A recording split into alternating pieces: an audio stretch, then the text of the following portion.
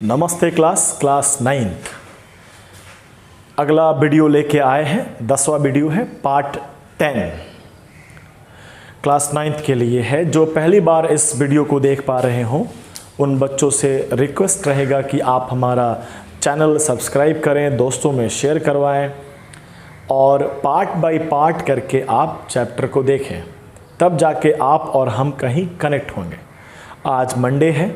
Every day around 8 o'clock, 8:15 नहीं तो 8:20 तक, हार्डली 8:20 तक आपका वीडियो अपलोड हो जाएगा और आप और हम कनेक्ट हो जाएंगे।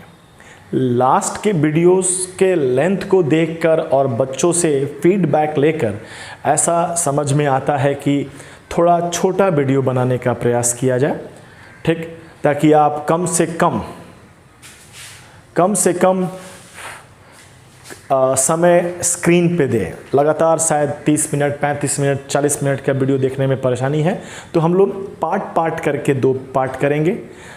15 मिनट का, 15 मिनट का 2 वीडियो अपलोड किया जाएगा पर डे, तो मिलाकर आधा घंटा हो गया, ठीक।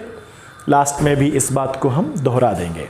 चलिए, तो अभी तक हमने क्या देखा, फटाफट रिवीजन करते हैं। जो कि आप ऑलरेडी नोट्स बना के रखे होंगे, उस नोट्स को आप क्लास स्टार्ट होने के पहले देखिए। हम बोलेंगे, कनेक्ट होंगे, एक बार चैप्टर समाप्त होगा तो फिर दोबारा हम लोगों को चैप्टर पढ़ने की ज़रूरत नहीं होगी। तो चलिए स्टार्ट करते हैं। In our surrounding, matter in our surrounding, जो भी हमारे चारों तरफ है। काफ़ी भारी बारिश हुई थी कल, उसका असर अभी तक है।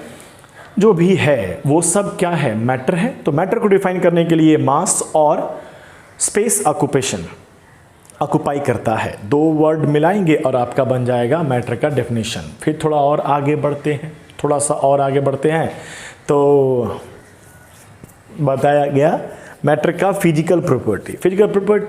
Matter is made up by tiny particles के बीच में अट्रैक्शंस, स्पेस, पार्टिकल मूव करते रहते हैं, बताया गया। On that basis, that space, that movement, that attractions, matter के 3 अलग अलग फॉर्म हो गए, सॉलिड, लिक्विड, गैस। 2 और हैं, बाद में बात करते हैं, आज ही बात कर लेंगे, ठीक।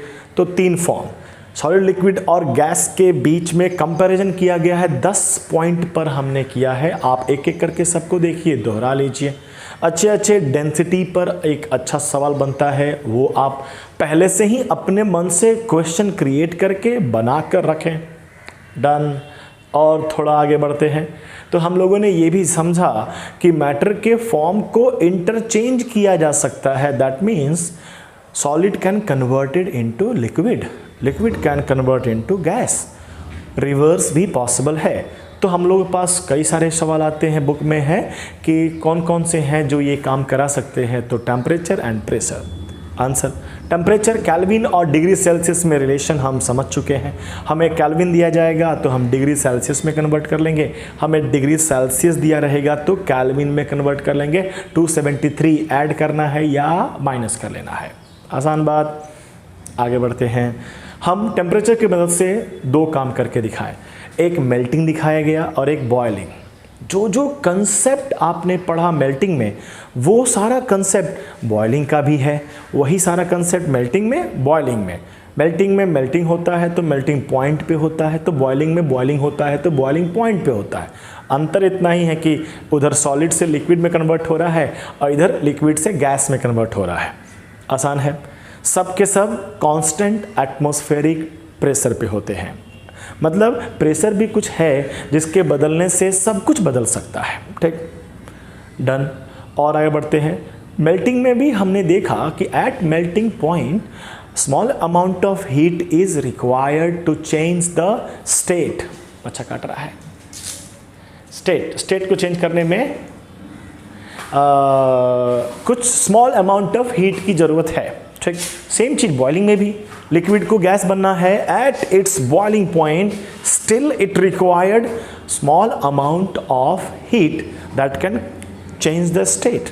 उसे हम लोग कहें लेटेंट हीट, छुपा हुआ हीट, छुपा रहता है और अट्रैक्शंस बिटवीन द पार्टिकल्स को तोड़ने में खर्च हो जाता है। सो दैट इज़ वाई हमारा थर्मामीटर उस टेम्परेचर को डिटेक्ट नहीं कर पाता है, है वहाँ पे, डिटेक्ट नहीं कर पाने के कारण हम लोगों ने नाम दिया है हिडन। डन। थोड़ा और आगे बढ़ते हैं। ठीक, तो हम लोगों ने टेम्परेचर और टेम्परेचर से मेल्टिंग और बॉइलिंग देख लिया। डन। बॉइलिंग से रिलेट करके हमने इक्का दुक्का अच्छा कंसेप्ट लास्ट में बता दिया कि प्रेशर बढ़ने पर घटने पर, प्रेशर बढ़ने पे बॉइलिंग पॉइंट बढ़ता है, घटने पे बॉइलिंग पॉइंट घटता है। उससे रिलेट करके एक out of the box thinking करके हम सवाल दिए थे आपको। वेपर प्रेशर भी वर्ड बताया गया था। When vapour pressure is equal to atmospheric pressure then that point is called boiling point. Boiling point में एक कंसेप्ट था pumice stone, bumping of water को प्रिवेंट करता है। ठीक, बम्पिंग ऑफ वाटर से एक्सीडेंट हो सकता है। नो प्रॉब्लम, आसान बात है। तो 5 मिनट्स हमने लिया और पूरी बातों को दोहरा लिया। आप भी 5 to 10 मिनट ले सकते हैं और पूरी बातों को दोहरा सकते हैं। ठीक, आज भी हम लोग सॉलिड लिक्विड गैस में कन्वर्जन देख चुके हैं। तो थोड़ा सा हम लोग जो एग्जाम में काफ़ी अच्छे सवाल पूछे जाते हैं उसके बारे में बात करते हैं। ठीक, आइए ध्यान दीजिए। अब हम एक दो आज भी थोड़ा आउट ऑफ द बॉक्स की बात करते हैं। सवाल जनरेट होता है, आपको सबसे पहले आसान से आसान तरीका से लेके चलते हैं। ठीक, आइए ध्यान दीजिए। आइस के बारे में आप सब काफ़ी फैमिलियर हैं। ठीक, अगर हम एक और वर्ड से आज फैमिलियर करवाएं, रूम टेम्परेचर। रूम का टेम्परेचर डिपेंड करता है किसका रूम, कहाँ है वो रूम, गोपालगंज में है कि राजस्थान में है कि कश्मीर में है। लेकिन अगर एक on an average room temperature की बात कर लें तो हम मान लें 30 degree, it could be change. 30 degree Celsius is the room temperature. ठीक, अब हमारे पास आइस होता है, वाटर होता है और स्टीम होता है। There are 3 forms of matter, there 3 forms of H2O। अब एग्जाम में सवाल पूछता है बड़ा डिफरेंट। अब हमसे, और हमें ये भी पता है कि जब आइस से कन्वर्ट होना है वाटर में तो इसको कौन सा पॉइंट को क्रॉस करना पड़ेगा? Melting point. मेल्टिंग पॉइंट, अगर मेल्टिंग पॉइंट को क्रॉस कर गया तो हमारा आइस नहीं रहेगा, वाटर बन जाएगा। आसान बात है। और वाटर जो कि होता कितना है? 0 डिग्री सेल्सियस, जानते हैं। और वाटर अगर बॉइलिंग पॉइंट को क्रॉस कर गया तो क्या बन जाएगा? स्टीम, जो कि हम लोग जानते हैं 100 डिग्री सेल्सियस। अब आपसे सवाल पूछा जाए कि एट रूम टेम्परेचर H2O का कौन सा फॉर्म एग्जिस्ट करेगा? ठीक, काफ़ी आसान सवाल है। रूम टेम्परेचर मतलब 30 डिग्री सेल्सियस आप कंसिडर करते हैं। तो आपने ये छोटा सा एग्जांपल दे रहे हैं ताकि हम और भी बात को यहाँ रखेंगे। हमने यहाँ रेंज तय कर लिया, 0 डिग्री सेल्सियस से बढ़ते बढ़ते बढ़ते 100 डिग्री सेल्सियस पहुँचेगा और उसके आगे जाएगा। तो यहाँ से लेकर यहाँ तक H2O का स्टेट क्या पाया जाएगा? लिक्विड। इधर से आगे बढ़ें तो गैस, इसके नीचे रहें तो सॉलिड। आसान बात कह रहे हैं, काफ़ी सिंपल सा। ठीक, बहुत सिंपल है। आपको लग भी नहीं रहा होगा कि सर इतना मेहनत वाला बात बता रहे हो, तो बहुत आसान बात बता रहे हो। तो आपसे पूछा जाए कि eight room temperature physical state of H2O क्या होगा? तो रूम टेम्परेचर कितना होता है? 30। तो क्या 30 किस रेंज में आता है? 0 और 100 के बीच में 30 आता है। ठीक, यानी मेल्टिंग पॉइंट और बॉइलिंग पॉइंट के बीच में आता है कौन? Room temperature.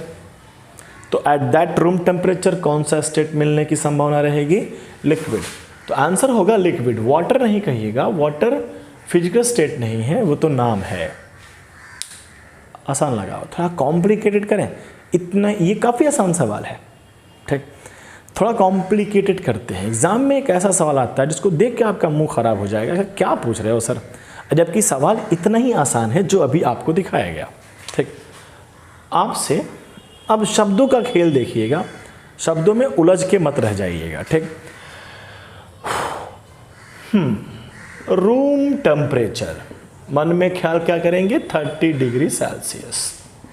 अब हम शब्द लेते हैं 2। एक लेते हैं मेल्टिंग पॉइंट और एक लेते हैं बॉइलिंग पॉइंट। ठीक, मेल्टिंग पॉइंट। अब हमें एग्जांपल H2 नहीं है, एनी सबस्टेंस, ठीक, कोई भी सबस्टेंस।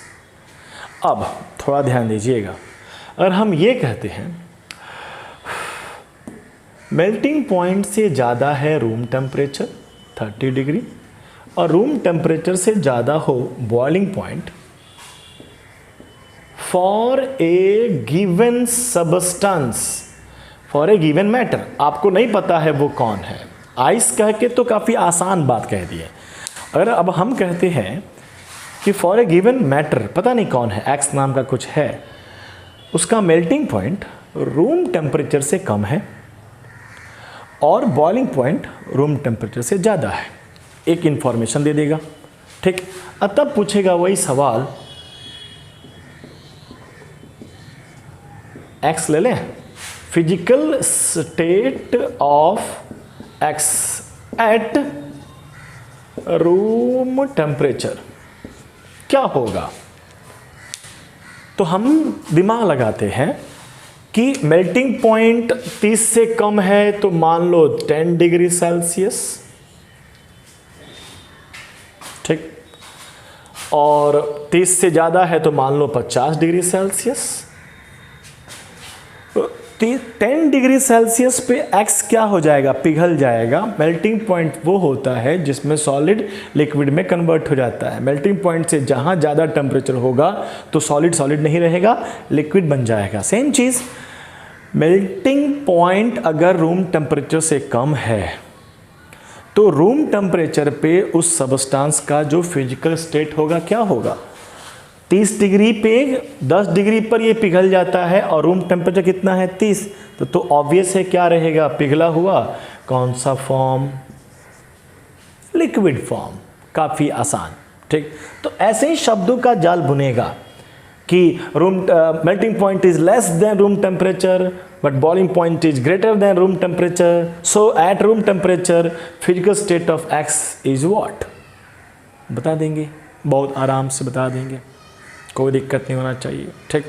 अब एक मन में एग्जाम्पल लेते हैं, कॉम्प्लिकेटेड करते हैं लैंग्वेज को, ठीक, 15 मिनट पुराना भी तो है। वैक्स की बात करते हैं। वैक्स का आप जानते हैं about 60 degree is the melting point, ठीक। अब सवाल कह दे कि एक्स ना वाई नाम का सबस्टेंस है, दैट वाई आप मने मन में कंसिडर करेंगे वैक्स, कहेंगे वाई नाम का एक सबस्टेंस है जिसका मेल्टिंग पॉइंट जो है ग्रेटर देन रूम टेम्परेचर,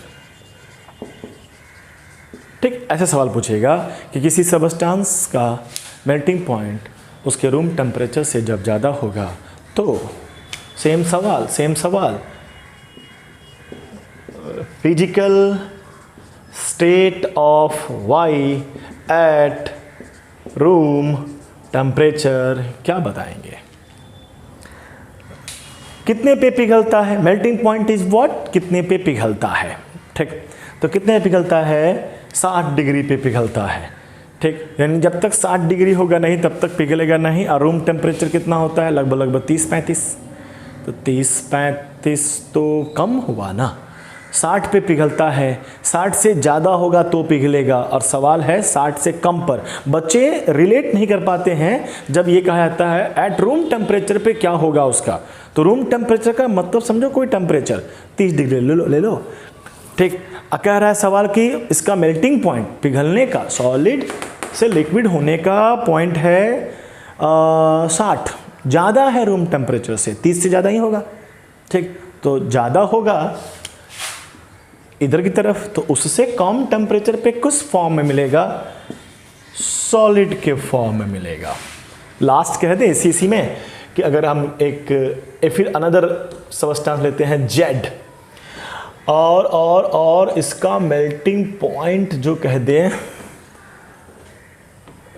अच्छा मेल्टिंग पॉइंट कम होगा तब तो लिक्विड हो जाएगा, है ना। अब मेल्टिंग पॉइंट ज़्यादा होगा रूम टेम्परेचर से तो सॉलिड हो जाएगा।